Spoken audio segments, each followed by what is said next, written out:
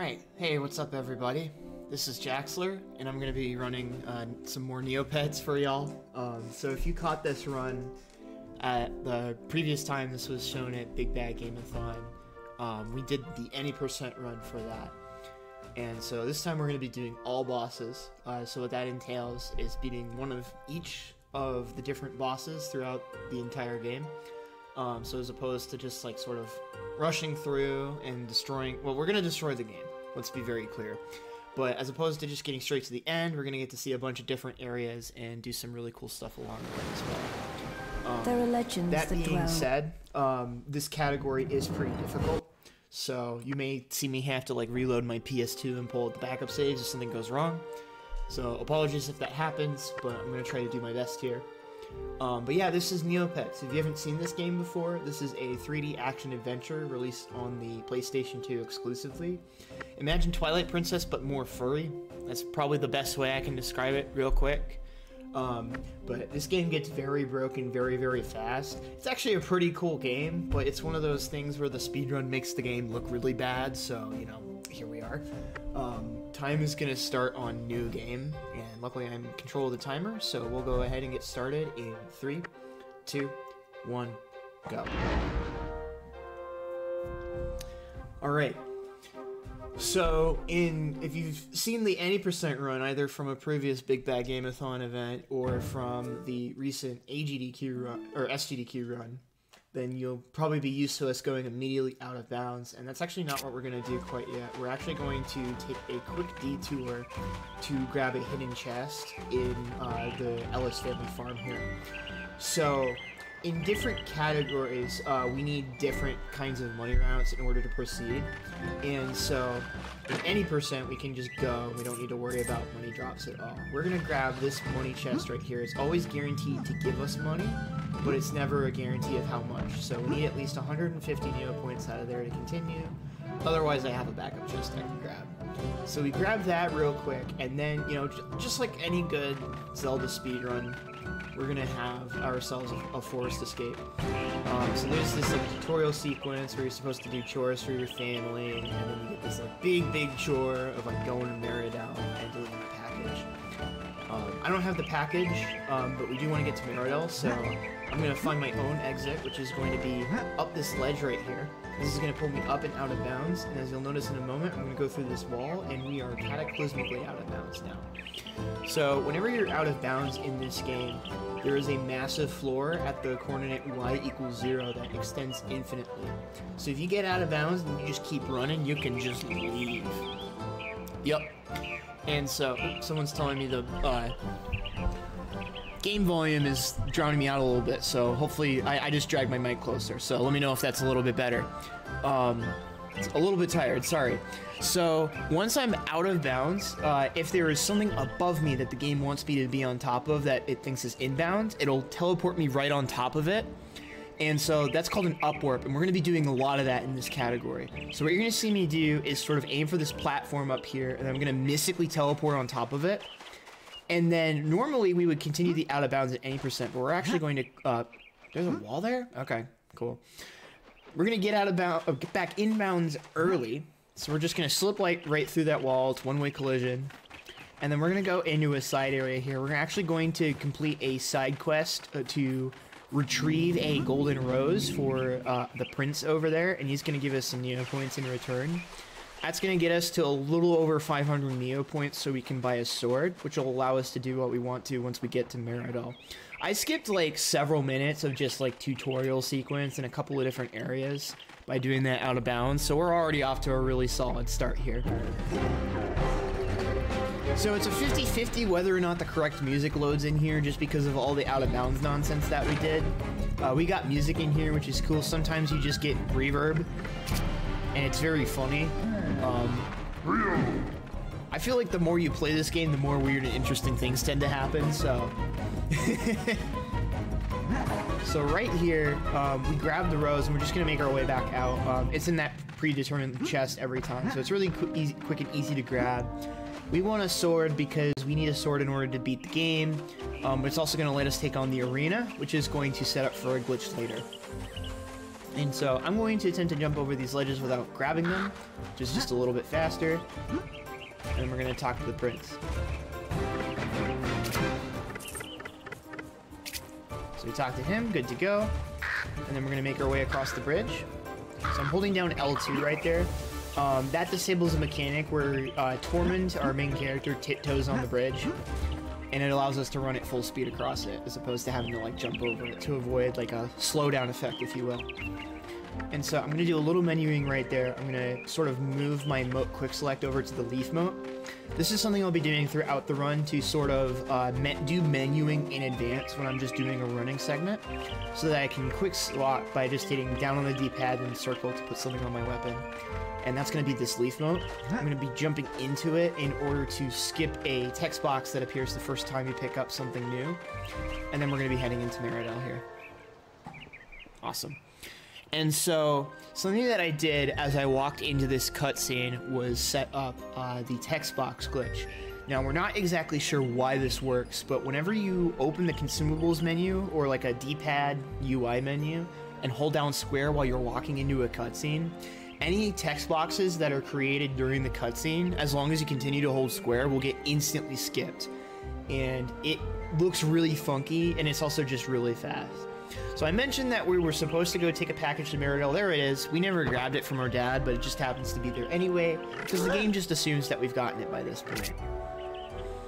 And so now what we need to do is we need to chase down these fellas, the thieves here, in order to successfully open up all the shops. We just have to advance this part of the main story, because we're going to do a bit of a shopping and sort of a shopping trip, yeah. So, ooh, okay, these two spawned in, so I'm going to do a text boost right here.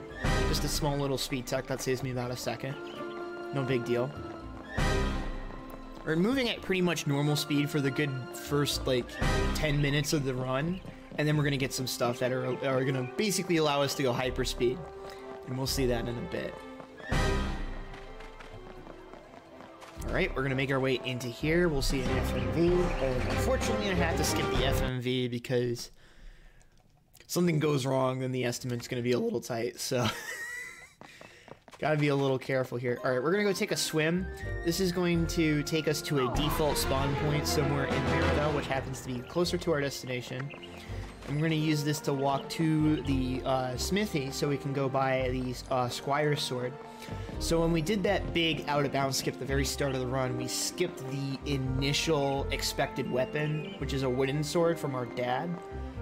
So we are completely defenseless right now, so that's why we got the Neopoints that we did, is so we can buy ourselves a weapon. This is kind of where the money route really diverges from any percent in this game, because you would not even really bother getting the sword here just yet. You would just start doing the money dupe, which we'll see a little bit later. But in this category, I guess I spoiled it. We do a bit of a different setup for a money duplication glitch that requires us to have the sword earlier, but is faster for this category. So it's complicated. I'm kind of beating around the bush a little bit, but in order to set this up, we need to go do 2 fights in the arena. One is going to give me a shield, and the other is going to give me a reward of 500 Neopoints. So first fight we've got here is against a thief with a name that has not aged well. My goal here is to do 3-hit combos, and as soon as he sort of just hits me in retaliation, just try to take care of him as quickly as possible. It's a little RNG how he likes to cooperate. He gave me a good, he gave me both of the good and fast attacks, so that's pretty good. And then I can set up the text box skip glitch. I'm going to turn it off, the glitch off though, as I go into this cutscene, because if you go through these scenes too fast, sometimes you can just not give yourself the reward, and it's really bad. Awesome. So now that we have the shield, we can do a glitch called shield canceling. It's a form of guard cancel where at the end of my 3rd hit of my combo, I hold down L1, and that'll bring up my shield and cancel the follow through on my final hit, which allows me to stun lock enemies. So we'll see a good example of it right here on this Ixie Raider. Nothing they can do. Let's get the text and we're good. Alright, and so now what we're going to do is we get a reward of 500 Neo points for our troubles, but more importantly, now that we've seen that text box that gives us the 500 Neo points, that text box is loaded into the game's memory. And so the way that this game works is that in order to display text on screen, it will copy the text that it wants to display to an area of the game's RAM and then display it character by character, just kind of as a, you know, a visual effect thing, right? And so because of that, it's that area of memory is not overwritten until a new text box shows up. If the new text box is smaller than the one we have stored, then some of the data in the previous text box is left over, like the part of the text box that is scripted to give me 500 Neo points for completing that achievement in the arena. And so if I go to this specific sign and hold down the X button, I'm moving sort of like the cursor display for the text box at like 5/3 of a character at a time. So it's basically moving like, or 2/3 of a character per frame. So it's essentially like skipping past 5 characters at the end of this text box and reading past it into a dirty area of money that continually re-triggers the quest reward. And so we can use this to duplicate money infinitely. And so in this category, so we do different setups depending on the category with different text boxes and different side quests. In any percent, we use a side quest item with a potion shop vendor and then do it off of an NPC somewhere in town. In this category, and in any category longer than any percent, we use this setup because there's only one text box that we have to clear every time we get 500 Neo points. In any percent, we have to clear 3 text boxes. Now, we don't need as much money in that category, which is why we use that much easier to set up sort of route. But even though it takes a little bit longer to get this up and running, because we have to duplicate so much money for this category, it ends up saving a lot of time for us. So we are going to dupe all the way to 41k. So imagine trying to do this, but having to skip 3 text boxes per instead of just 1. It kind of starts to add up, right? So that's going to be all the money that we're going to need for the rest of the run. You might be wondering what I needed that much of it for. So there's 2 things. We're going to buy most of our stuff here, and then 2 things later on in the run. We need at least 1,000 Neo points in order to get past a section so we can access a boss. Right here, I'm going to get some consumables, so we're going to go 1, 2, 3, 4, 5, 6, 7, and then we're going to spend the rest on these green potions right here, and I'm just going to mash until I see my money is down to 11k.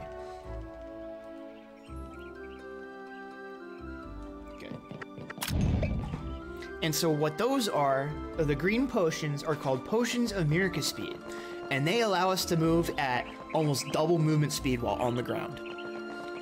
So we get a bunch of these really fast hyperspeed potions, and this is going to give us a bunch of movement throughout the rest of the run. We also picked up a bunch of potions of power. Those will be really useful for some boss fights later. And now we're going to start tackling some of the bosses. So the first one we're going to take care of is Ixie Chieftain. In this category, there are actually 2 encounters with Ixie Chieftain in casual play. You're only required to do one of them in this category. And so the one we're going to do is the Act 3 version. And so I can't get there yet in vanilla play, so I'm going to find my own way with something called a water walk. That's a frame perfect trick, but you can pause buffer it really easily, so it's actually very, very consistent, which I kind of like. And that's going to allow us to sort of clip through the kill plane of the river right there and get out of bounds.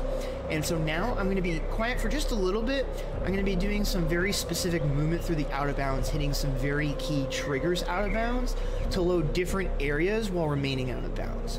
This kind of has a contiguous open world, so there are certain thresholds that once crossed will actually load the next area in sequence to sort of mask or give off the effect of an open world, right? And which I think is pretty cool. But we can use that to our advantage to do some nonsense. So I'm gonna wait for a camera flicker just like that. Oh, I went back in bounds. That's really rough. Oh, that's not good. Okay. So I am going to have to restart my PS2. So this is what I was talking about a little bit with so all of my save files are with the sort of any percent route. So what I'm going to need to do is make use of some of our speedrun tools to sort of fix up my save file here. That's a... I looked really wide too. I have no idea why that one didn't work. So, you know, Sony PlayStation, don't get too mad at me here. I'm just gonna have to do a couple of things real quick. That's tragic. That happened to me during the hotfix too. Rude. Yeah, so what I was attempting to do there was stay out of bounds once I got that up warp, but I accidentally clipped back in bounds, and that is basically like GG at that point. So we are going to go ahead and we are going to make use of something real cool here called TDF Hacks. This is a suite of practice tools created by fellow runner Monster 860. She basically coded a bunch of speedrun helper functions and tools from scratch that we can load on official hardware with the use of some cool nonsense. So we're gonna load that back in, and I'm gonna fix up the save file from my any percent just so that we can get this back up and running here. So apologies for that. That will happen from time to time. It's annoying, but it is what it is. So all good. This is why the estimate is so high, despite it being like a hour 23 record, is because sometimes things like that happen. So nice thing too, so the reason I didn't have this set up beforehand is I wanted to try to, you know, finish a full run without having to use backup saves. You know, that being said, stuff happens. This game's, you know, it's pretty tough. So we're going to go ahead and get that save filled back up. So I have 19. So this is one of the cool things we can do with this is we can go back through here. We can give ourselves, how many potions of power do I have on the save? I'm going to try to get this to match where we were. So this is going to be 6. And then speed potions doesn't matter as much. So this will be, I had 18 or so, so give me like 42.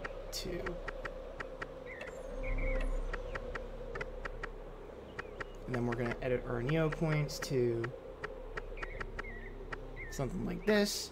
This should, let me just double check my menus, that should be there. A little extra potions than I meant to have, but you know what, we're good. Okay. And then I'm going to overwrite the save real quick, just in case that happens again. And we'll do this one. One of the nice things about the practice tools is that it lets you have 99 pages of saves, which is really nice. So we're going to do this again.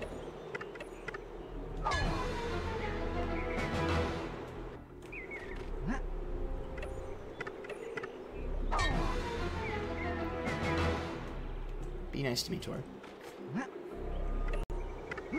There we go. Alright, so now we're back in action.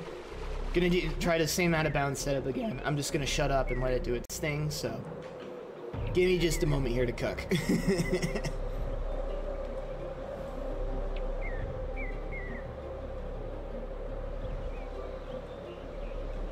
Good.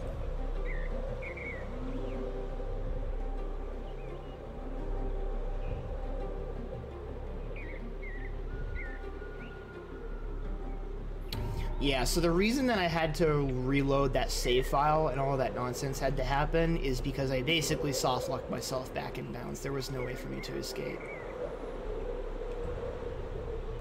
Oh, this is not good. Okay, I saved it. Nice. So this is what it was supposed to look like. So then you hit this, and then you fall. So I accidentally put myself through that wall when I was initially going for it. Awesome, good save. So then we're gonna go about right here. Good, and then we get the up warp, and now we're gonna be in abandoned mines. Perfect. We are exactly where we need to be. Awesome, great. So this is not only gonna take us to the first of the bosses in this run, but on top of that, we actually get a very powerful sort of upgrade. Oh crap, I didn't mean to hit that. Okay, well, whoops. I was trying to skip split, I just hit reset, so you know what, we'll just throw the timer back on. It does not matter. Who cares? This is so bad, I'm so sorry.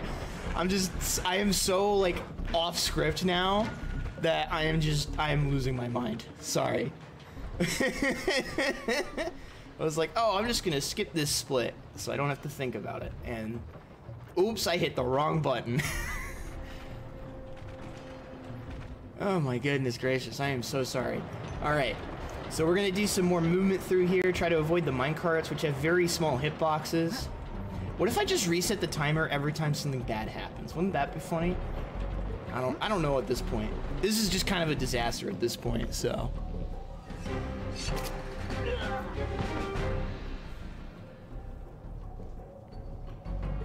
As long as we have Bergie, perfect. Okay, I haven't failed this yet. Awesome. All right, so we're gonna do our first boss here. We're gonna be doing shield canceling again. He's gonna make some good noises.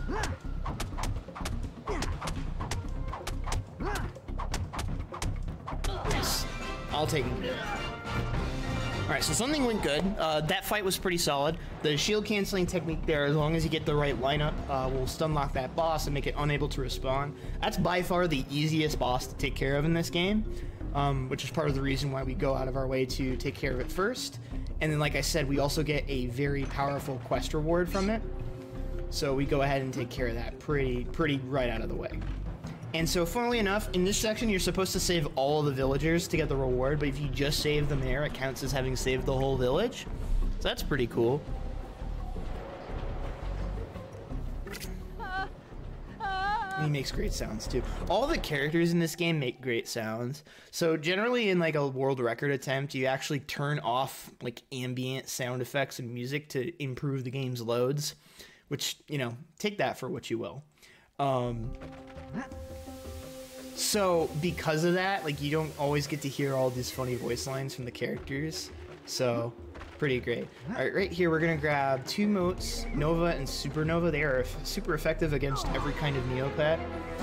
And we're gonna grab those because they're very, very useful in this category. They're useful in any percent too, for sure, but in this category, because we have so many things that we need to fight, our resources are stretched a lot more thin. And so because of that, there's a lot more that we have to worry about.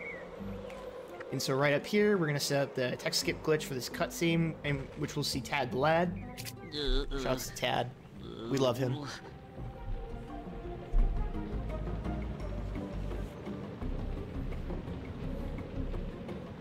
And so I mentioned earlier that we get this really powerful reward for coming and doing this, and what we get is a potato sack.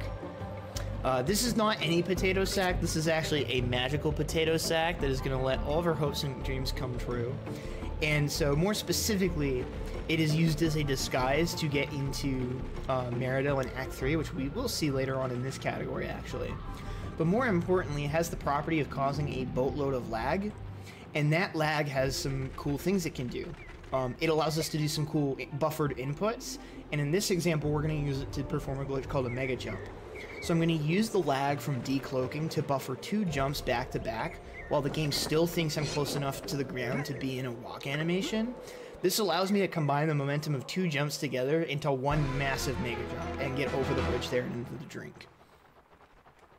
So this run, now that we have Cloak, the next bit of it is going to kind of look like any percent for a little bit. What our goal is to get to the end of Act 1 so that we can sort of speed through the main story progression, or at least like the parts that we're going to do, so that we can get our 2 playable characters, Tor and Roberta, together in the party, and then we'll go on and tackle the rest of the bosses in sequence. So there are some Act 1 bosses, there's an Act 1 boss or 2 that we actually haven't done yet, and one we're about to go do now, which is Narfis, and the other which we're going to do is going to be the Jumpy Monster, but we're going to save that for the end game, and we'll see why later. So I'm going to take a swim right there, we're going to grab this water moat, and then in order to get into Illisen's Glade, we need to do a bunch of main quest progression, and once that main quest progression is done, enough time in the lore has passed for the bridge to Illisen's Glade to be fixed.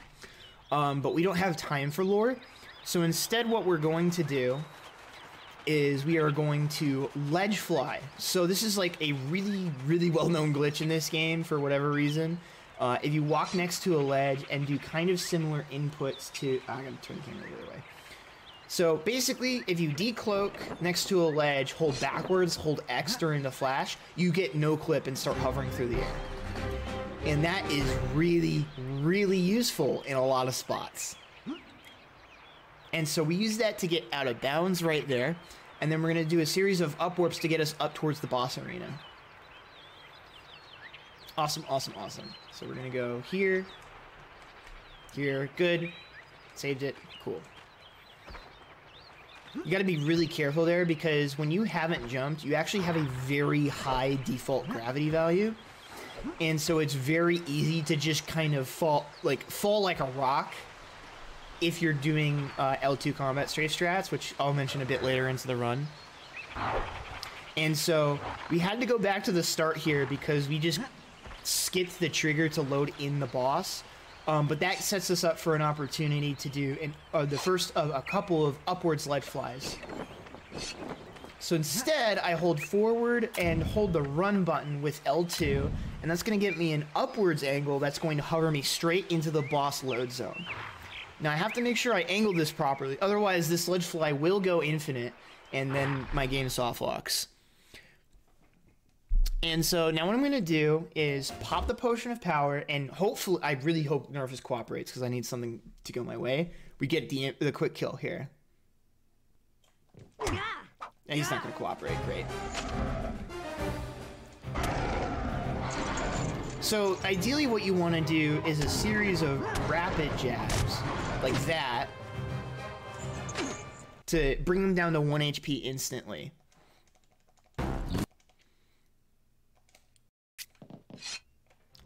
But now he's at, like, basically 0, so he's dead now.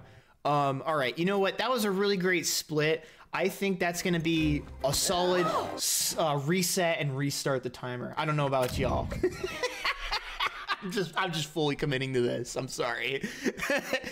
Every time I kill a boss or something cool happens, I'm just going to restart the timer. I have lost my sanity. This is your brain on Neopets, y'all. Remember to fill here with Bergie of choice. Alright, so now that we've defeated Narfis, this is going to hit a crucial... You see, this is why you should never allow me to control the timer, because I just do nonsense like this. So right there, I actually needed to pick up a new item, because certain cutscenes in this game will actually, like, turn off your ability to ledge fly. It's really funky. But you can fix it by grabbing something new for the first time. And we need to, because we're going to be heading out of bounds for a ledge fly. So, by doing that, we hit a major story flag that's going to prime us for the end of Act 1 of the game's story. But unfortunately, because of that, we have basically soft-locked ourselves out of Meridel Castle, which is where the act ends. So I'm going to make use of a debug trigger that was left over by the game's devs in an out-of-bounds portion of Meridel Outskirts / Meridel Village that will let us break into the castle courtyard in a completely unintended way.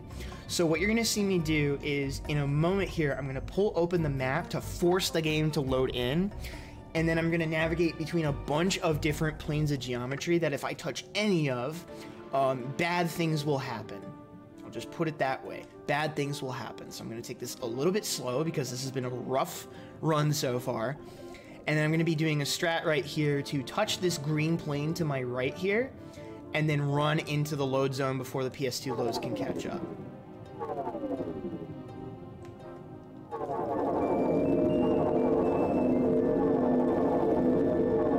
Got it? And then we're going to pause, cloak, and decloak because my camera is currently clipped into the floor. And now we are magically inside the castle. Sweet. All right, something went right for me. Awesome, awesome, awesome.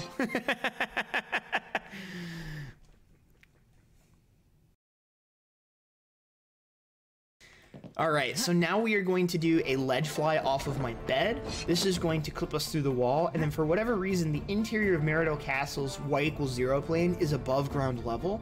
So we can actually go up here, fall through that into a cutscene trigger for the collapse sequence.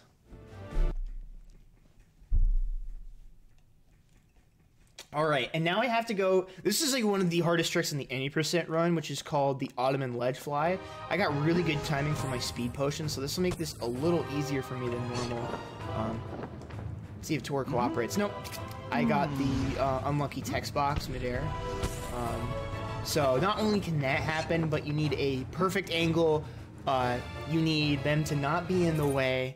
They are shooting at you, and if you're too far to the left or too angled downward, you will cancel the ledge fly early. So there's just a lot that can go wrong there, and you have to be very, very careful. While I'm here, I just want to apologize to the restream, who probably has no idea what's going on with my timer right now. I don't know if they can hear me right now, but I'm sorry.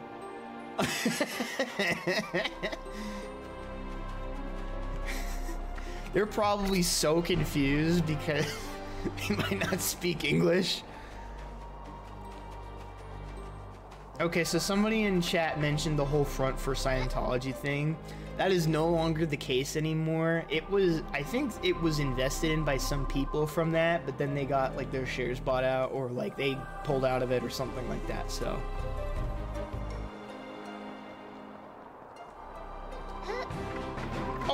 Always a good question to have, but fortunately it's not something that we need to worry about, especially in the speed run. Alright, so this is Act 2. This is where we get introduced to Roberta. She is the niece of the King of Brightvale and wants to become a sorceress, but she's getting kind of pushed in this whole diplomacy angle, and that's really not her vibe. So she's going to be doing a lot of magic, and by magic I mean out of bounds. But not really in this segment. In pretty much every category, this is like the really chill part of the run. Where it's just like not a lot of speed tech going on. We also don't have, we have a separate inventory for her during this act, so because of that, she does not have access to the Cloak of Heroes nor the speed potions of super speed. That being said, she does start with some money, and there is a stand where we can buy some speed potions, so we'll get 2 for this act. And then once we meet back up in Act 3, then we're good to go. Also, I have been told that Fairyland in this game looks a lot like a certain, I think it's called Dalaran from World of Warcraft, or wherever the Draenei homeworld is. That, or like, you know, Starting Zone, that's what I have been told this place looks like. And I can see it, honestly. Do with that information what you will. You know, from one MMO to another. So, for this act, we're going to be doing things pretty vanilla. Our goal is to sort of reassemble our wand here. And along the way, I'm going to collect a couple of extra motes. We're going to grab that light mote right there as we get the fairy dust. We need at least one of each mote by the end of the run for a puzzle in order to save some time. Alright. So now I have to do the wand tutorial. This is also where we get a freebie fire mote. And so, as long as you know what kind of like attack that you need to do during this tutorial, then you can set up the text box skip glitch between each and just auto skip all of the text. So that's what I'm going to be going for, and then there's some RNG with the book a little bit, where it just decides not to get hit.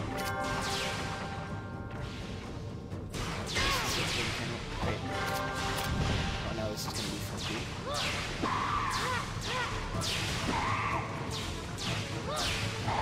Pretty bad book, but that's about what you expect. And so now that we're out of here, we're going to be running around for a little bit in Potion and Miracle Speed, so this would be a really good time to actually talk about some of the movement tech that I'm doing under the hood. Unfortunately, didn't have time to figure this out during tech setup, so I don't have my input display on right now. But what I'm doing whenever I'm on the ground is something called L2 combat strafing, or just called strafe running. And it's a kind of funky angle on the control stick, where normally if you're holding down L2, you're in like a... excuse me. Whenever you're holding down L2, you're in kind of a budget Zelda Z-target mode. And during that, you can't auto-hop. And whenever you're jumping in this game, you actually move a lot slower than you do when you're on the ground. And so because of that, I hold down L2 to prevent the game from jumping me when I don't want to jump. But that being said, it's very difficult to turn in this while still moving at full speed. So in order to accomplish that, what I do is I hold down L2 and then very forward and then very slightly left or right of where the dead zone would be on the controller. Someone might call this ESS position, if you follow the Zelda runs at all. Not quite the same thing, but, you know, similar concept. And then I'm using the camera to turn Roberta. So you have to have all of those inputs correct in order to not get any kind of slowdown where you accidentally get like a weird sidestep animation or you pivot in place by turning the camera. So it might seem really straightforward, but it's actually a pretty kind of complicated tech under the hood. And so now we're going to make our way to the clock tower. This is a pretty straightforward segment. We're going to see a really funny exploit in a little bit, but, you know, I don't have too much to talk about at the moment, so I don't know if anybody in the chat has any questions, any suggestions as to when I should next reset and restart my timer. So if anybody's got any cool ideas or comedy bits to try to salvage this disaster of a run, I am all ears at this point. Roberta greater than Bergie? True. Wait, what? No. Sorry. Excuse me. I don't know what I'm saying. That was very out of character for me. Bergie is always the best.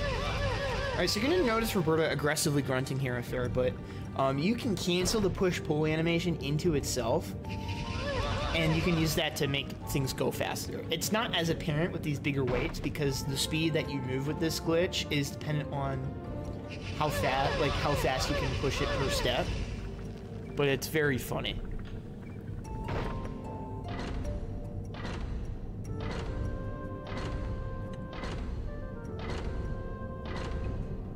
Yeah, so we gotta create basically a distraction for the Darkest Faerie, and then it's gonna be a series of movements from cutscene to cutscene until we get to the end of Act 2.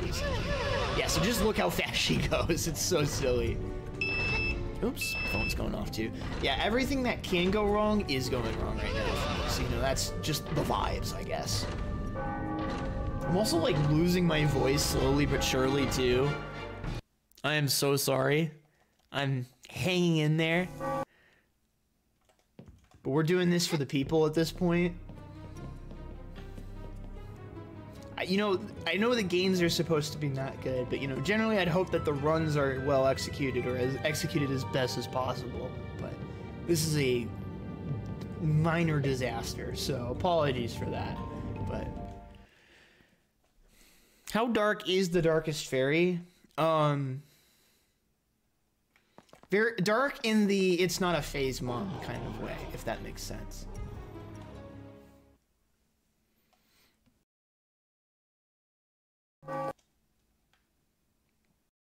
So we get an FMV right there, then we're going to go run to the next FMV, and then we're going to go down the endless staircase, and that'll get us to the end of Act 2.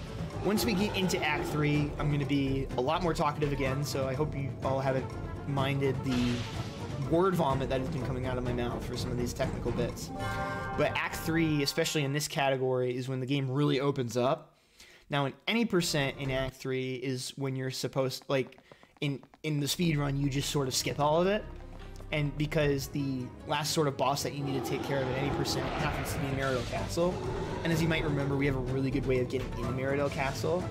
But we have a bunch of bosses that we still need to take care of in this category, so we can't exactly do that. So we're going to do the majority of our boss hunting in Act 3. And that's where the run's difficulty sort of kicks it up a notch, if that makes sense. You know, outside of the thing that I screwed up in early game, that's like the one place where a run can really explode. In any percent run. In all bosses, it is going to be a bit different than that. Because we're going to be going to Wereloop Woods pretty soon, and that is a very, very difficult stretch of out of bounds. So, you know, been practicing a lot of that, so hopefully it goes well. But if it does, it's going to look really cool, because that's part of the reason I really like showing off all bosses. Any percent's really fun, and it's just like the perfect length, and everyone gets a little bit of what they want to see out of a game like this. But all bosses has this, like, just sick suite of out of bounds and movement stuff that you don't really get to see anywhere else. So that's why I like, you know, submitting it to places. But it's a matter of hitting it at this point. So now what we're going to go do is, I'm not going to pop a speed potion just yet, because I don't normally practice this ledge fly I'm about to do without it, with it enabled.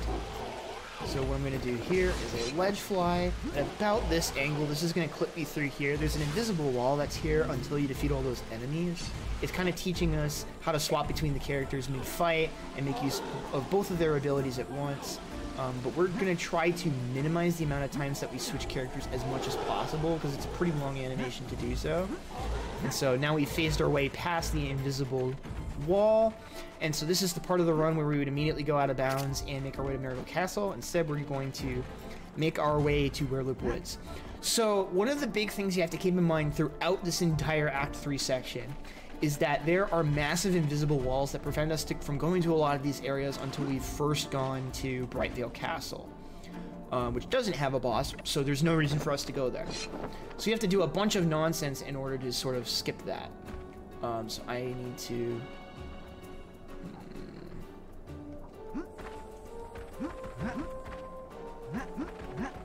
There we go, nice, good save.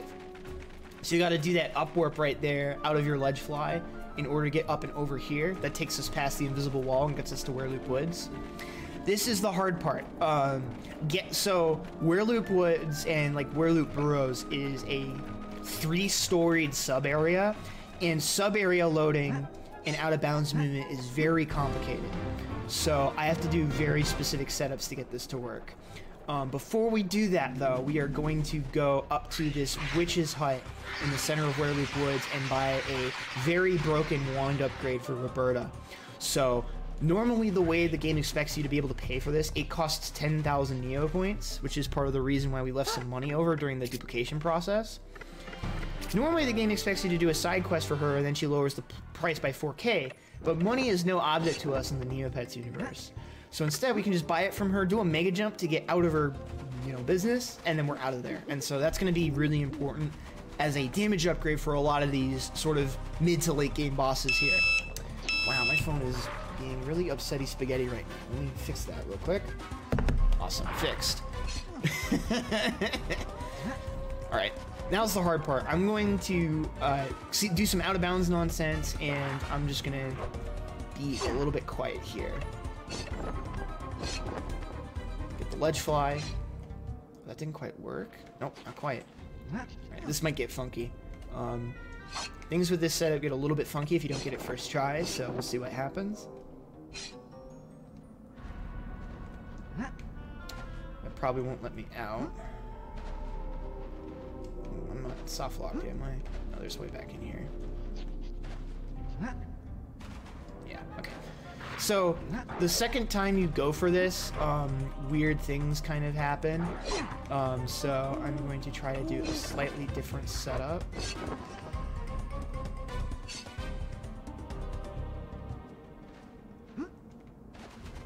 Yeah, I don't think this setup's going to give me here. Okay.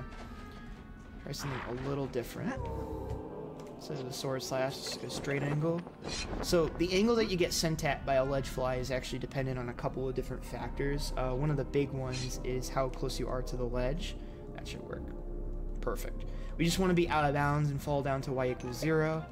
And then I have to do some runs around some geometry here. That sort of weird rocky structure in the center is my target. I'm going to run up it, turn 90 degrees to the right, and then count to 4.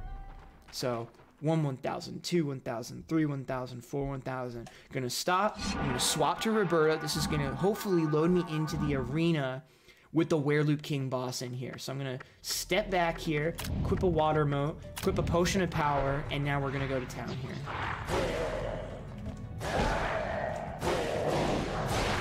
This fight is a little dicey because he does a lot of damage and we don't get any armor upgrades really. So this is kind of like a 3-phase fight. Every time we get him to a certain HP gate, he's gonna do some different nonsense. Okay, so I'm going to back off to try to bait him out of this attack. Into, yep, everything is good.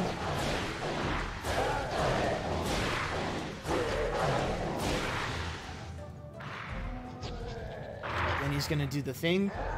All right, he kind of just did his own thing. We're gonna back up. Force him to do boomerang. He's gonna be a little rude. So I'm just trying to break him out of this attack cycle right now. He really likes this attack. I'm just trying to play this super safe right now. Good. Got him. Awesome. So that's our next boss. So he came down here to take care of the Werewolf King. He's successfully been taken care of. He has a weakness to water motes, which is why we use the water mote during that fight. We're going to pop the potion of speed. Swap back to Tor, because Tor is going to be the one that fights the next boss, which is Plague Serpent. And so, you know, for old time's sake. Right here, we're going to grab a lava mote. We're going to use this for the jumpy monster fight much later. So just, that chest is a guaranteed drop of that mote, so we're just going to grab it.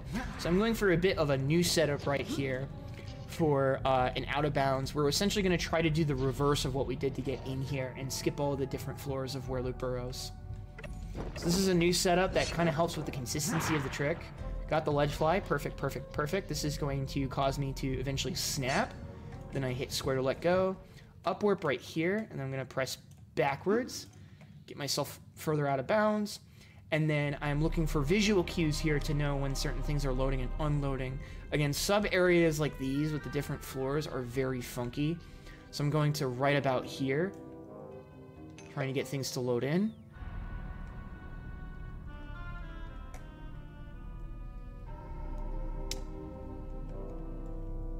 Come on. Give me the goods.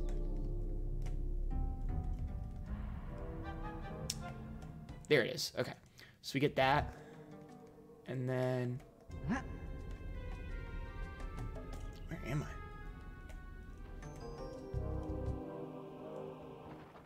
I? Okay. I kind of recognize this spot. Actually, no, I don't really recognize this spot. Oh, this is getting funky. Okay.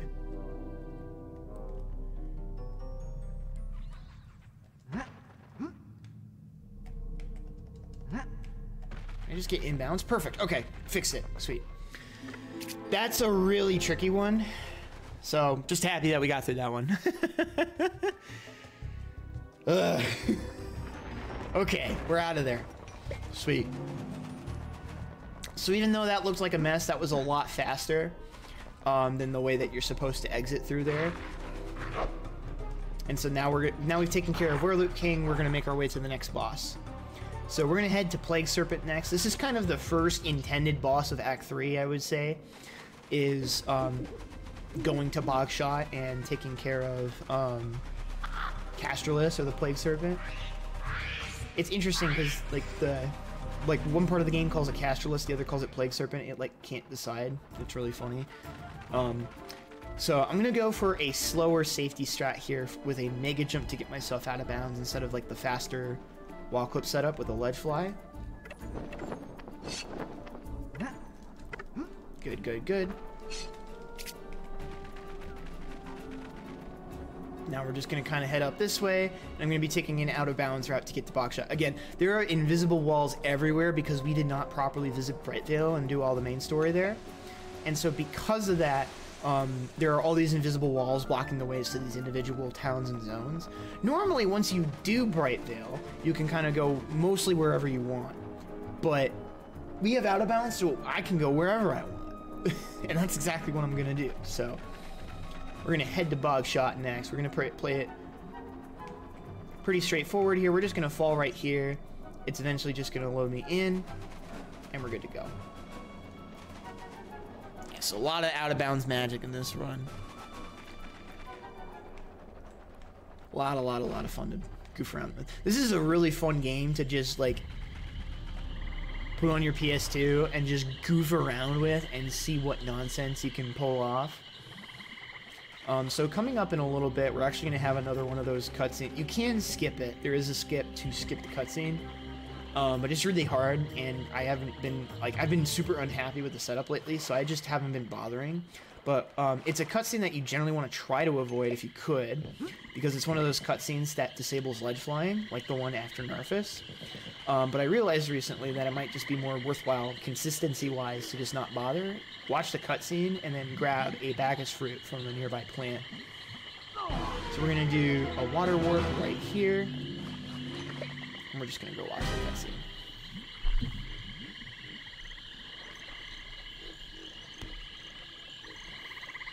So yeah, like I said, if anybody has any questions as to what's going on, feel free to ask. This is going to be pretty straightforward through the rest of Boxshot because I'm not doing the advanced strat, at least for today. So we're going to pick up this Bagus right here. Can see where I'm going. Cool. Awesome.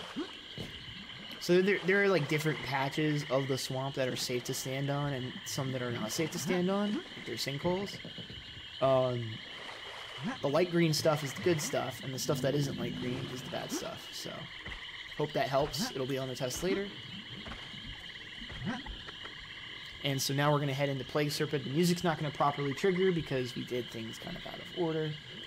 And the way that we're going to do this boss pretty vanilla because it's kind of a more scripted fight. So we're going to get up here, block and attack. I'm frustrated. So I accidentally held down R1 and swapped characters. So that's why you never use your potion of power until it's time. Okay, I got robbed. So I'm trying to block, but it won't let me. Now the boss is just being mean. Oh my gosh, game, please. I'm letting go of L1. Alright, so now we'll pop the potion of power. Boom. So because of the potion of power and sort of the supernova mode that we have equipped, it's going to let us absolutely annihilate this boss here. So even though we don't have like the best of gear, still going to cook.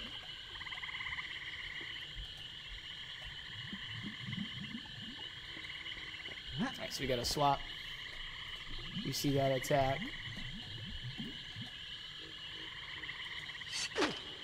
Got robbed. Cool.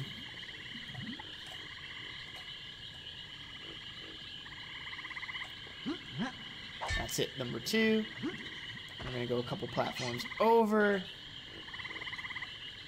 Sometimes Plague Serpent is just a little rude.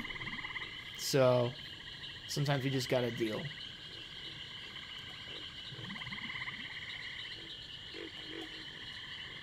So he's going to be a little more angry, and then we're just going to wait for him to pop up. And that's the fight. Sweet. So that was pretty rough, but it's Plague Serpent, so nothing can go disastrously wrong. It's just mad because bad, if that makes sense. So we're going to re-equip Speed Potion. And we're going to do another hazard warp coming up here in a moment. You need to go far enough to like not cause you to like get a game over. So I'm just going to go to about here. This should work. And then this hazard warps us to here, and then we can start making our way out of Boxshot towards the next boss. Alright, so next up, I believe we're headed to Black Keep. This is something we actually used to do as a part of the very like ancient 80% route where we would get Black Keep for the guild treasure so that we could access Meridel via the underground route in Act 3. That's how we used to do 80%. And we actually have to do that in this category because there is a boss down there, so it is very important that we go do this next. All the bosses are kind of routed in an order to sort of minimize overworld travel. So right here, I'm going to do a wall clip right through here with the ledge fly. This is going to get me out of bounds. Oh, that's a high angle, so hopefully that cancels at some point. Good. And ta-da! Back in bounds, and that skips a really long like ladder climb. Awesome, awesome, awesome. So we're gonna, again, there's still more invisible walls that we gotta bother with. So I'm gonna grab this wall up here, which is really short, and then we're just gonna scoot around some of the walls. We're gonna go this way. There's still some invisible wall nonsense, so we can find a little pocket through here to get past. Nice. Excuse me. Alright, so right here, Gonna do a ledge fly at about this position right here, and this should hopefully get me through this wall. Just like that. Again, more invisible walls, because the game is like, we need you to go to Brightvale, and I'm really not a big Brightvale appreciator, so we're just gonna fall through the ceiling right here. And then once this potion runs out, I'm going to swap to Roberta to take care of the... Well, actually, I'm just right here, so I'm just going to swap right to Roberta. We're going to go Light Moat, Potion of Power, and then we're going to just get to see how absolutely busted her weapon is. That is a Sun Moat. That's a great pickup. So that's going to give us some extra damage to these Dark Knights. Or, sorry, Dark Knights. I just like to call everything a Zelda reference. It's funny. Let's see what we get here. That's money. That's a... That might be another Storm Moat, which is actually kind of nice. Oh, I'm sorry. I forgot to split and reset for that boss. My apologies. Somebody pointed it out in chat. Thank you for holding me accountable. This is going to be a really hard part coming up. I'm going to be doing a ledge fly to try to skip most of Black Keep grounds here. So we're going to do a mega jump up to here, and then I have a very specific setup that I have rehearsed to hopefully allow me to do an upwards ledge fly that doesn't cause me the soft lock. So this is one I have a great safety save for, so if something goes wrong, not the end of the world. Let's see if we get this. So I'm going to be jumping and re-grabbing a ledge. This is going to set my gravity to 0.35, which is very critical for this setup.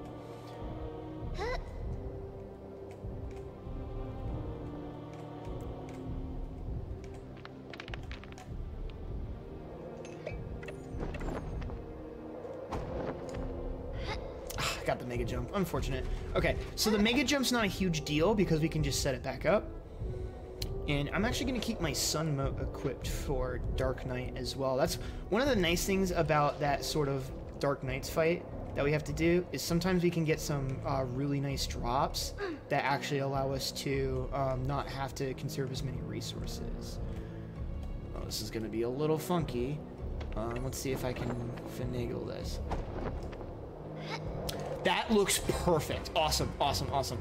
So with this height and angle, what should end up happening is that Roberta's ledge fly will get canceled by the floor, which brings me up to sort of like the first floor of the keep. That looks textbook. Awesome. Sweet. Perfect. A lot of things can go wrong there. A lot of potential for soft lockage. So very glad I got through that one. Awesome. Second try's not bad. That's like one of the hardest tricks in this category.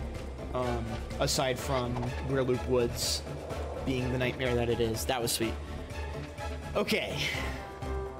Nice thing is that once we're through there, it's pretty smooth sailing. The Dark Knight as the Black Knight as a boss is pretty easy. One of the things that was always hard about this for the longest time, especially coming from like the old any percent route, is we always did this fight as Tor, which is possible but a lot more difficult. But because we routed in this wand upgrade for Roberta, Roberta absolutely destroys the Black Knight. And so that's exactly what we're going to do.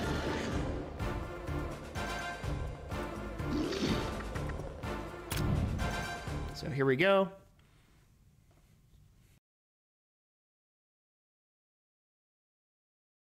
The way that this boss works is pretty straightforward. His armor is impenetrable, but there are cracks in it at the joints.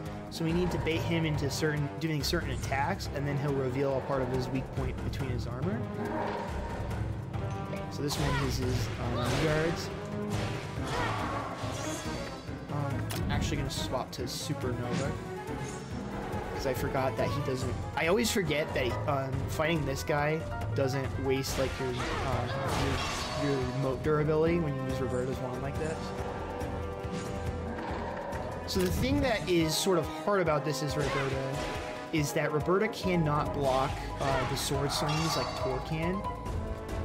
She just has to dodge out of the way, so it's actually a little bit harder than Tor in some ways. But he's going to do this attack, the sword's going to come at me right about now.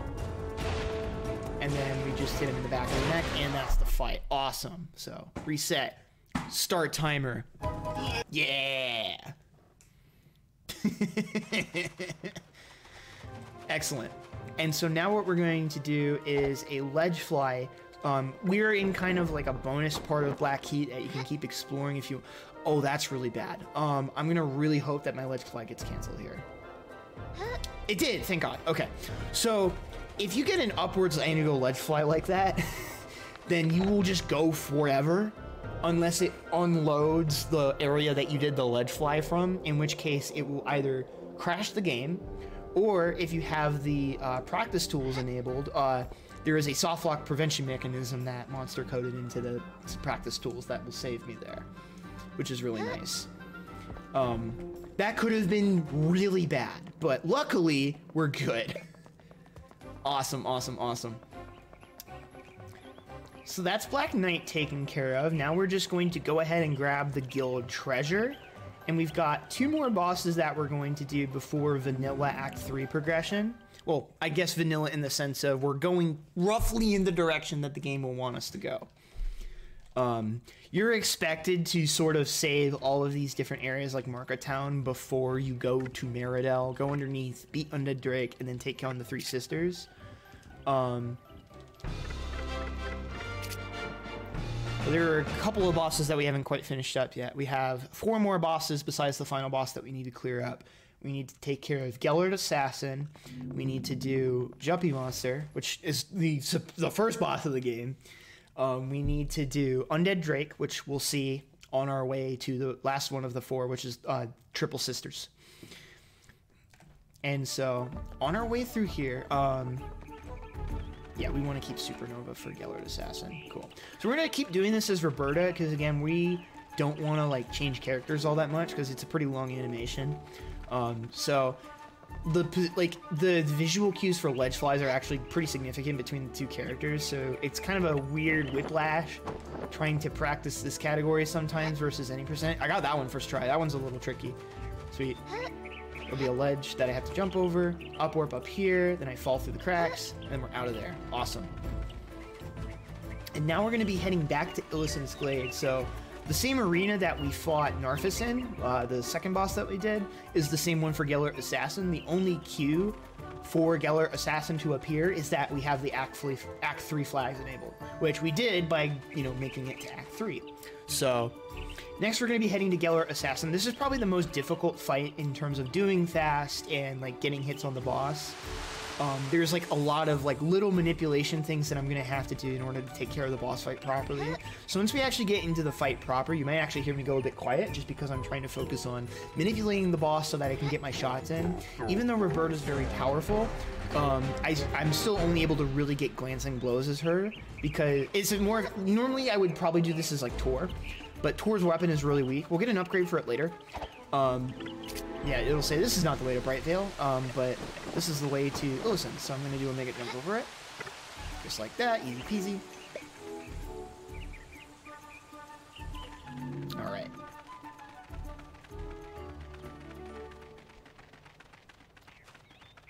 So now we can just head through here to Illison's, and then we can actually go from Illison's to Shadow Glen. And then we can go from Shadow Glen just kind of the normal way back to Meridel. And that's what our sort of macro scale route is going to look like for the next bit here. So you're going to see some familiar stuff at the start. We're going to be doing that sort of classic ledge fly strat. And we're going to use that to sort of get ourselves back into the back portion of Illisen's Glade. Illisen's Glade is kind of broken up into 2 halves, the part with the treetops and kind of like the foresty area. This always lets us skip like the foresty area. Roberta's acting a little funky. It's a-okay. So typically you practice this ledge fly as Tor because this is like one of the major Tor ledge flies in both this category and any percent. There we go. We're gonna reapply this.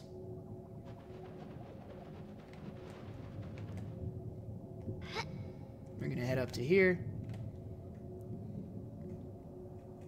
And we're going to be doing the upwarps again. We don't need to re-hit the trigger. In order to get Gellert Assassin to appear, we actually need to hit a trigger at the start of the area.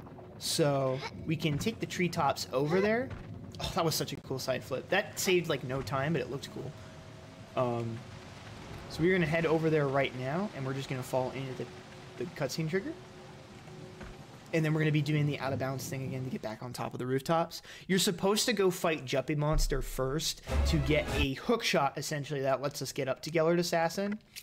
But we're not gonna do that at all. We're gonna fall in the water. It's gonna scream her head off. And then we're gonna do some kind of the same out of bounds strat, combining sort of this really quick ledge fly out of bounds with sort of the upwarping method.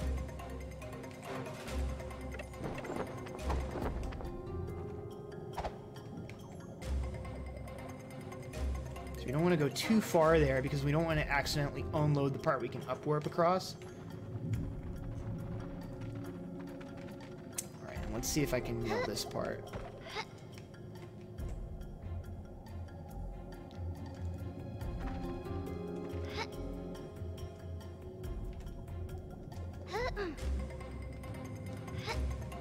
Oh, that's right. There's like no wall over here. Okay, so like under a bridge. I can do this though. Okay.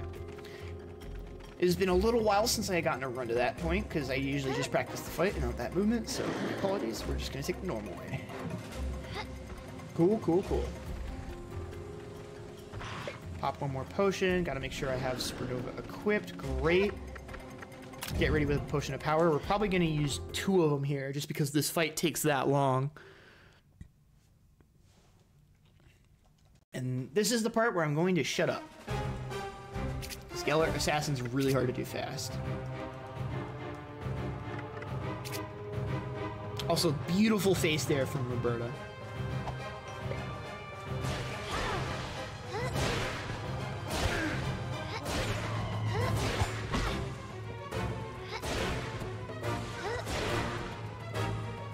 Great first phase.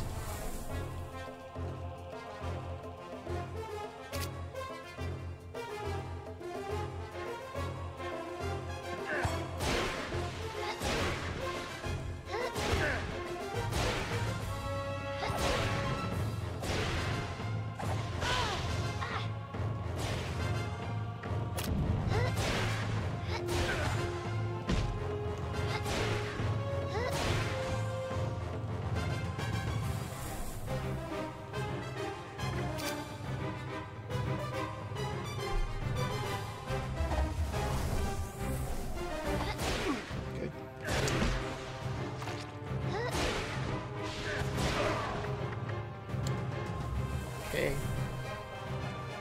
It's phase 2.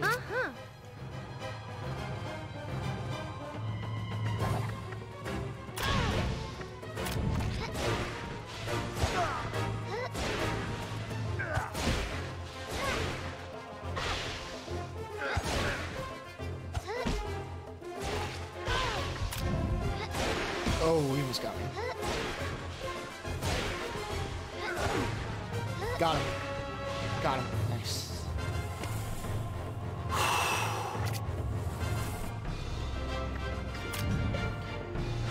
Oh, that fight's so scary. That fight is terrifying. Holy crap. A lot of damage output. We get no armor upgrades. The worst. So, I don't normally do this, but I'm going to pick up some extra health items here. Just because I used so many during the fight.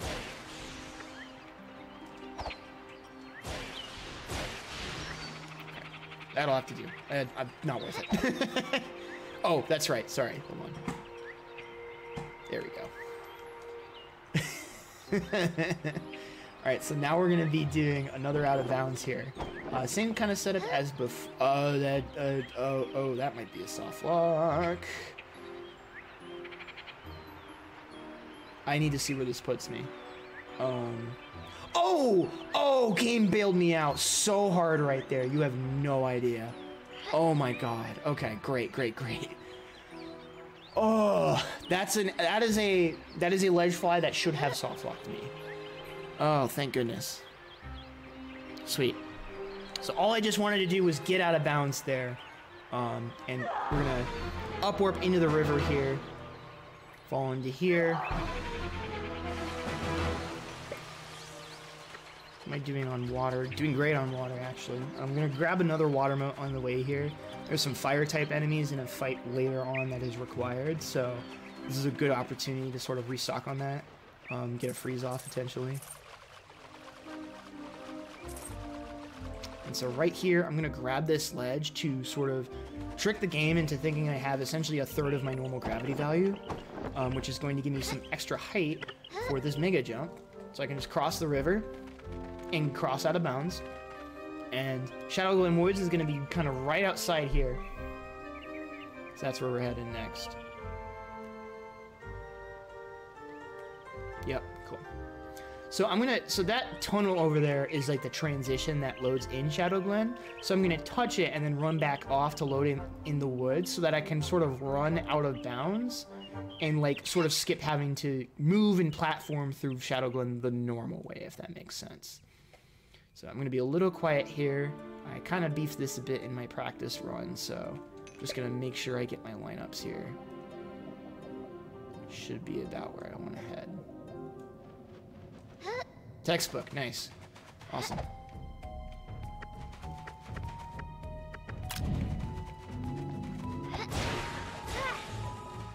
Awesome. So this is Jumpy Monster. We're supposed to fight this way earlier into the game, but now we have overpowered weapons to make this go by faster. So what I'm going to be doing here at the start is equipping a fire moat, because everything in here is weak to fire.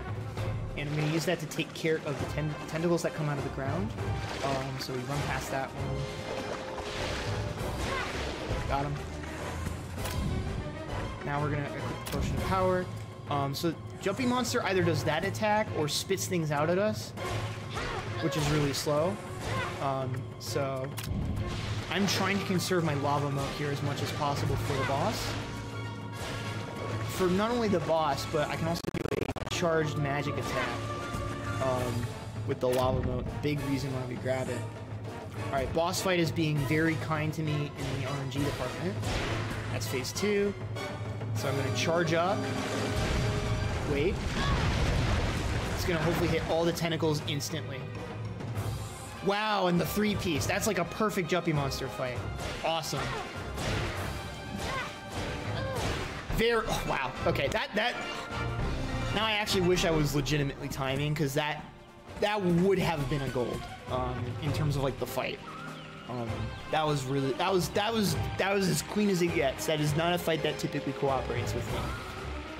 There's an attack that Jumpy Monster likes to do that is really annoying and takes a lot of weight for.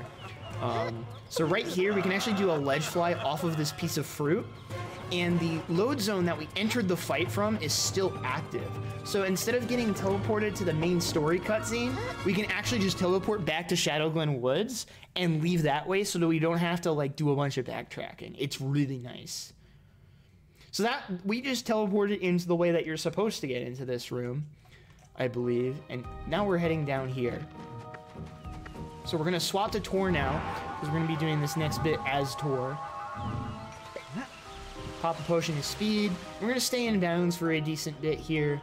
Our goal right now is to head back into Meridell Village, and we're gonna take the vanilla way to get into sewers. There's a boss in the sewers, and then that takes us to Sisters as well. So 2 more bosses left before the final boss. Things are shaping up pretty well.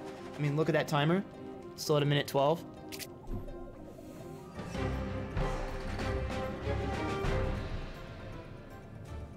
So I'm going to try to do here are some mega jumps to get me.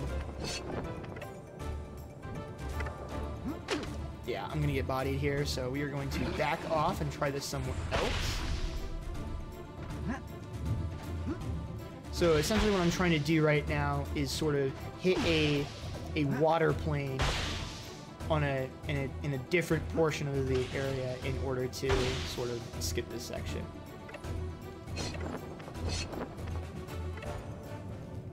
A lot of lag through here, as you might be able to see. So we fall into that water right there. That puts us on the other side of the river, skipping the run around. And then I will actually go ahead and equip Cloak right here before I load anything else, just to avoid extra lag. And now we're going to be running our way into Meridell Village. We need the cloak to be disguised so that we can talk to the shady salesman. If we paid him 1,000 Neo points, he will let us in to a secret spot, which is the sewers. That's the reason why we had the extra 11,000 at the end. 10k of it was for being able to buy that wand upgrade. The other 1,000, it was required to be able to get passage to sewers, which is our only way of being able to access the Undead Drake boss. World record pace. So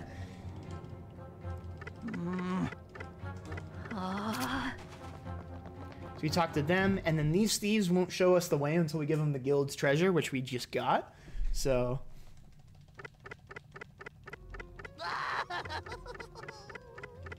a lot of text through here.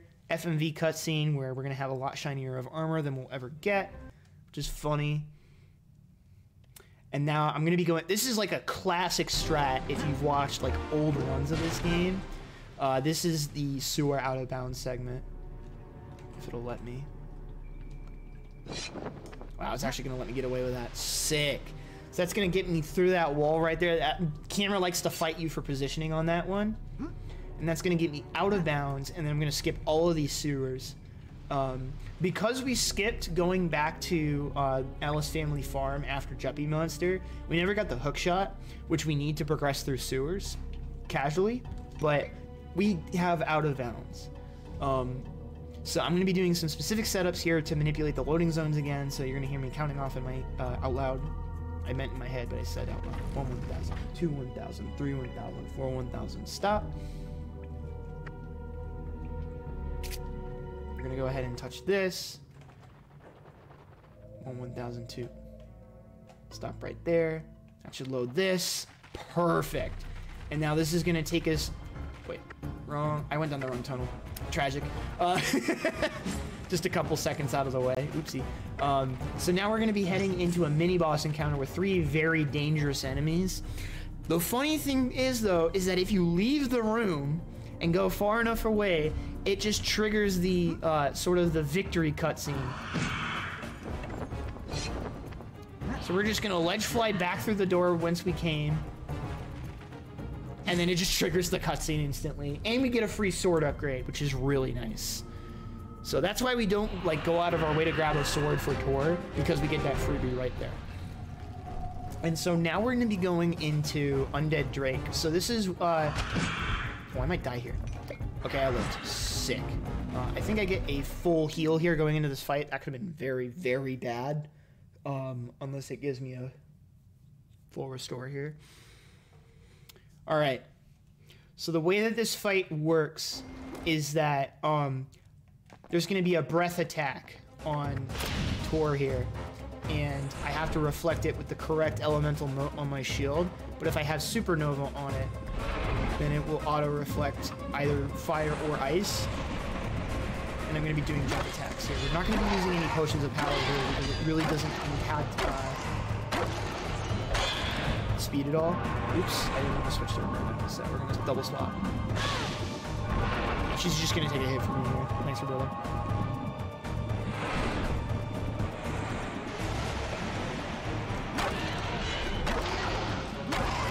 Four, 5, 6. So three cycles of this will take us out of first phase here. 1,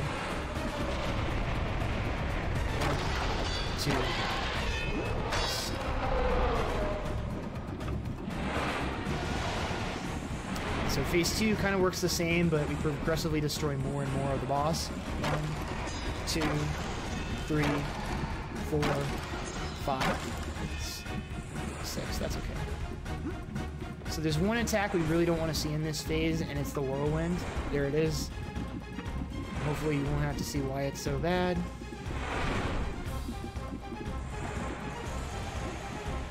One, 2, 3, 4, 5.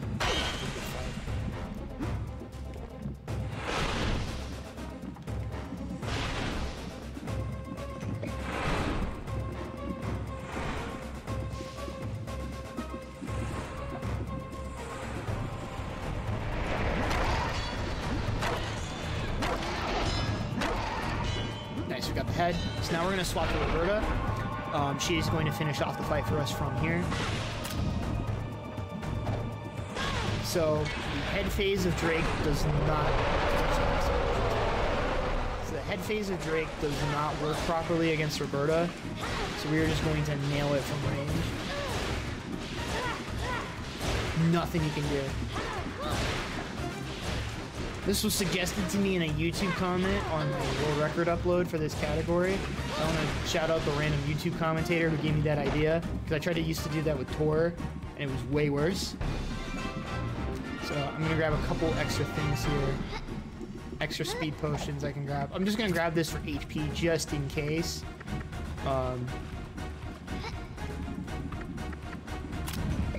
then right here, I'm going to be going for another upwards ledge fly. So we're supposed to go get that wand that's over there for story reasons, but I'm going to skip it and more uses of the hook shot by doing an upwards angled ledge fly. I think I got the setup. Sweet. So this is going to put me on a y=0 plane that is way above the boss arena, and if I do this fall correctly, then I can land directly inside of the trigger that I need to.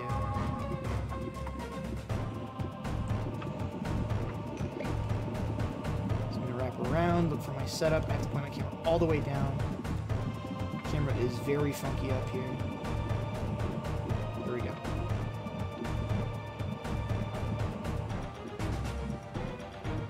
Boom! Into the loading zone. Nice. Split.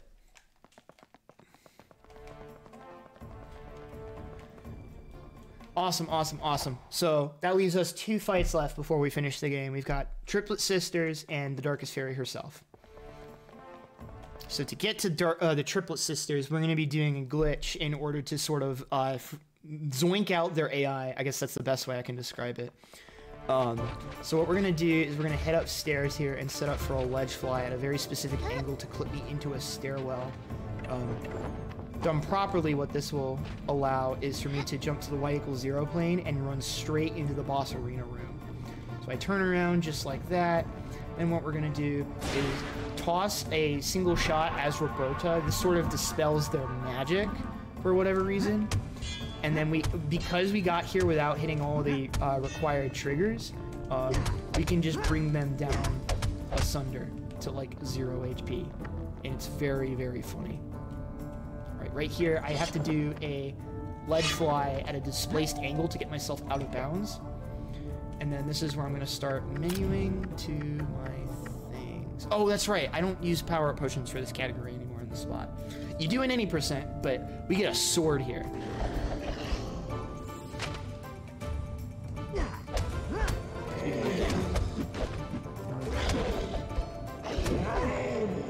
So we're going to use that sun mote that we got. And it like 3 hits all of these.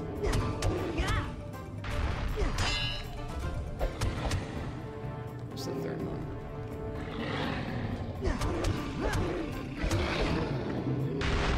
Windmo.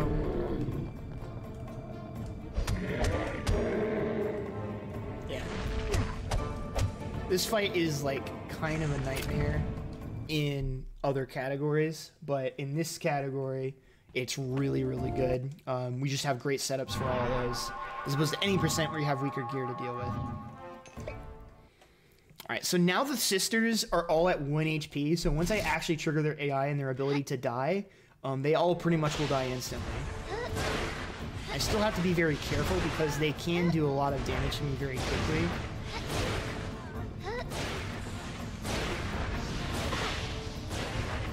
There we go. Awesome.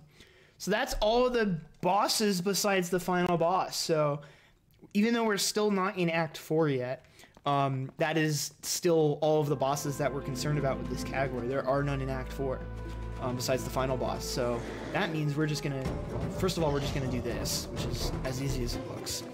And then we're going to make our way to the start of Act 4, and then we are going to completely skip Act 4. So if you've seen the any percent run, you're probably going to know where this is going. But now we just get to boost our way towards the end of the game here. And it's going to look like I have a lot of extra speed potions. That's because I accidentally gave myself a bunch when I had to fix my save file. So pay no mind. Happens. Power-up potion running was correct, though, so... Just wanted to try to get it as close to possible as the accurate routing goes, so... Hope you all have enjoyed this, despite the absolute disaster that this run has been. We're going to go ahead and make our way through here. There's going to be some more cutscene-y type stuff, just kind of straightforward things. So in the interest of sort of keeping things wrapped up and short, as we get towards the end of the run, I'd just like to do my shout-outs now. I'd like to shout out the whole Neopets community. I want to shout out Monster860, Charles, Cole, Deesh. We've had a lot of new runners come in lately as well. So I want to thank them for keeping the game alive. You know, a lot of times I run things like these because I just don't want to see them disappear. You know, sometimes, you know, games like these, they might be rough, they might be different, but they're really cool. So it means a lot to me that we've had some people step up and, you know, put the word out for this game, you know, so I want to voice my appreciation for all that, and just shout out the community in general for this game. Shout outs to BBG as well for having me. We're going to be finishing up this run pretty soon. It's going to go pretty fast from here. We're going to swap to Tor here, because I do not practice the setup as Roberta, and because we're going to want Tor for this next puzzle here. So what we're going to do is a downward angled ledge fly through this wall in order to clip us and then instantly cancel it. What this will get us is out of bounds here. Now, there's like 4 different sectors of Altador in Act 4 that you're supposed to save before you can access this elevator towards endgame. But we just completely skipped all of those sections because the elevator is always active out of bounds. So we've got one more piece of cloak tech after this. We're going to be skipping a button switch puzzle where you just find and press a bunch of button switches. There's a wall around this arena that just is not solid. So we're just going to do a mega jump right through it and then land at the color switch puzzle at the other end. Just like that. No wall, no worries. Fall right through. And then I'm going to be doing some cool tech here where in order to swing my sword while having the moat menu open, I can actually use R2 to swing. So I'm actually menuing while running at the same time. And this takes a lot of practice to get down. But once you have it, it's super satisfying. I did not mean to unequip that moat there, because so in any percent you like never have anything equipped to shield until the very end. So that's that puzzle taken care of. And now we're just going to be hitting 2 more FMV cutscenes before we go on to the final boss here, the extremely climactic final boss, mind you. And we're out of there.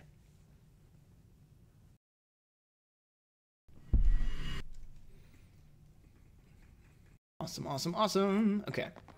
So this boss fight's split up into 2 phases. One is Tor, the other as Roberta. This is not a fight based on damage. It is based on hits on the boss. So I need to do 3 full combos as Tor. Spin attack works as a full hit combo too. Oh, let's see if I can get 3 quick spins now that I'm feeling gutsy.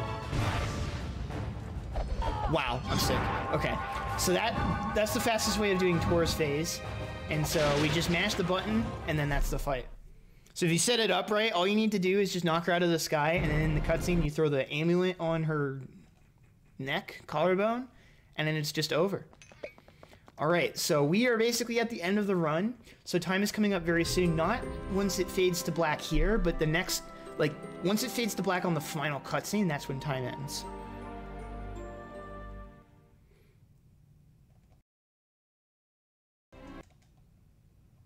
And time. All right, GG's. What a disaster. All right, well, that was an approximation of Neopets the Darkest Faerie all bosses. I hope you enjoyed whatever the hell that was. The darkest. Yeah, well, you know what?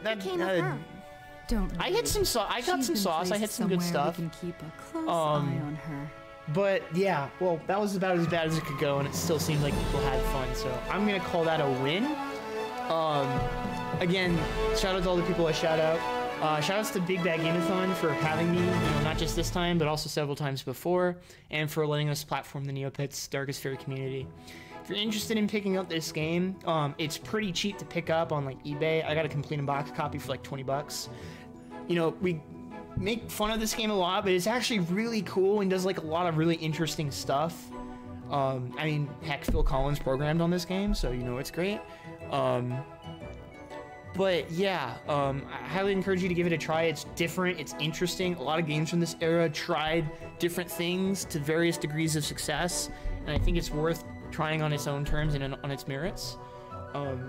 But with that being said, thank you everybody for allowing me to participate. I'm going to, I guess from here, I have a YouTube tutorial if you want to learn any percent. Category is not that hard to learn. It's really sick, and it's a really great speed game if you're like a PlayStation head and want to learn something exclusive to the console. Thank you for the time. Enjoy the rest of Big Bad Game-A-Thon, and thank you for allowing me this opportunity. We'll throw it off to the next run. Thanks, everybody.